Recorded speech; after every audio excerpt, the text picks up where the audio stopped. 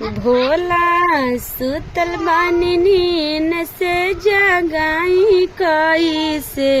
भोला सुतल बानी नीन से जगाई कैसे। जलवा हो खतारे बासी चढ़ाई कैसे। भोला जलवा हो खतारे बासी चढ़ाई कैसे। होते सवेरे हम गईनी गंगा जी के घाट। होते सवेरे हम गईनी गंगा जी के घटिया। जलवा ले आईनी हम भर के भर लोटिया। बिना आदेश के चढ़ाई कैसे। बिना आदेश के चढ़ाई कैसे। जलवा हो खतारे बासी चढ़ाई कैसे।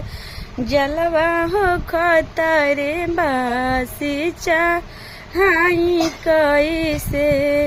भोला सुतल बानी नीन से जगाई कैसे। भोला सुतल बानी नीन से जगाई कैसे। जलवा हो खतारे बासी। जलवा हो खतारे बासी चढ़ाई कैसे। होते सवेरे हम गईनी बघियावा। भंगिया धथुरवा लईनी भर दौरिया। होते सवेरे हम गईनी बघियावा। भंगिया ले आईनी हम भर डलियावा। तो सुतल बानी भोला कैसे चढ़ाई कैसे।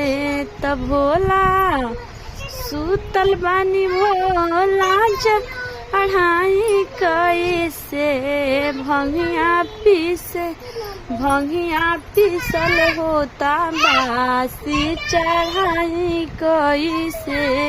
भंगिया पीसल होता बासी चढ़ाई कैसे। होते सवेरे हम गईनी सिकिया के घरवा। लईनी बोला के सब सिकिया लो के चारा चावा। होते सवेरे हम करवनी चारा चा। होते सवेरे हम करवनी चारा चा। पर सदिया हो खतारे बासी चढ़ाई कैसे। भोला सुतल बानी नीन से जगाई कैसे। पर सदिया हो खतारे बासी चढ़ाई कैसे। सुतल बानी भोला जगाई कैसे।